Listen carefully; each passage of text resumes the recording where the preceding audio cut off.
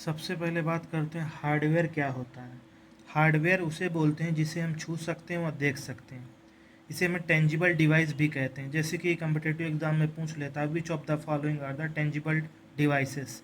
तो tangible device जो है वो हार्डवेयर को कहते हैं। ठीक है, इसमें वो डिवाइसेस जो सॉफ्टवेयर को कमांड देते हैं, ये सॉफ्टवेयर की कमांड पर काम करती हैं। अब आता है इसमें input device and output device होता है। सबसे पहले इनपुट डिवाइस क्या होता है, तो वो डिवाइसेस होते हैं जो हम कंप्यूटर को जैसे डेटा देते हैं, टेक्स्ट देते हैं, सिग्नल देते हैं या फिर इंस्ट्रक्शन देते हैं। ये सभी जो काम करते हैं उन्हें हम इनपुट डिवाइस कहते हैं। अब इनपुट डिवाइस जो होता है यूजर और कंप्यूटर के बीच में काम करता है।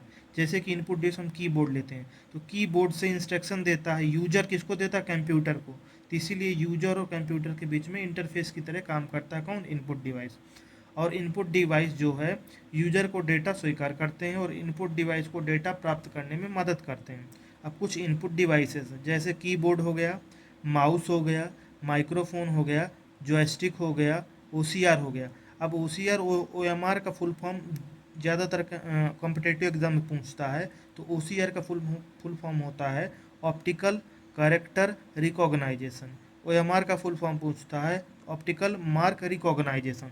ठीक है, अब आता है स्कैनर, वेब कैमरा, बारकोड। ये एग्जाम में पूछता है बारकोड जो है वो इनपुट डिवाइस में आता है कि आउटपुट डिवाइस में आता है। तो यह इनपुट डिवाइस में आता है। MICR, लाइट पेन हो, रिकॉग्नाइजेशन, डिजिटलाइजर, ट्रैक बॉल हो गया, टच स्क्रीन हो गया, ये सब इनपुट डिवाइस में आता है। अब हम यहाँ पे कीबोर्ड के बारे में कुछ इंपॉर्टेंट फैक्ट पढ़ेंगे। जैसे कीबोर्ड का प्रयोग हम लेटर यदि इंटर करते हैं, नंबर करते हैं, सिंबल यूज करते हैं, ये सभी हम कीबोर्ड। अब कीबोर्ड का जो ऊपर वाला होता है उसे एक वर्ड आता है, एक वर्ड बनता है क्वालिटी, लेआउट का क्वालिटी, QWERTY बोलते हैं। इसका जो आविष्कार, जो इन्वेंशन किया था, क्रिस्टोफर लेथम सॉलेज ने किया था। ये याद रखना है कि एग्जाम में पूछता है। दूसरा हमको ये फैक्ट जानना है कि अल्फ़ाबेटिक की जो होती हैं ए से जेड तक 26 रहती हैं। फंक्शन की टोटल 12 होती हैं, F1 F2 F3, ये सारी फंक्शन की में आती हैं। और हमको फैक्ट देखना न्यूमेरिक की पैड जो होती है 17, जो नंबर दिखाती हैं। नेविगेशन की जो होती हैं, जो नेविगेशन में दिशा दिखाती हैं, जैसे एरो हो गया, होम हो गया, इंड हो गया, पेज हो गया। ठीक है, मॉडिफायर की में किस क्या होता है? मॉडिफायर में हम जिसका क्या प्रयोग करके हम बटन के साथ मिलकर संशोधन कर सकते हैं।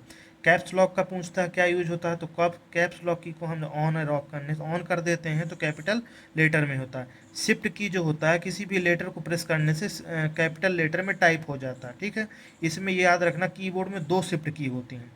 स्क्रॉल में क्या होता है? पेज को आगे या पीछे दूसरे पेज में हम ले जाते हैं। प्रिंट स्क्रीन में क्या करते हैं? प्रिंट स्क्रीन एक बटन होती है, इसे हम फ्लिप बोर्ड पर कॉपी करता है और फाइल में सहेज कर रखता है, मीन्स सेव करके रखता है।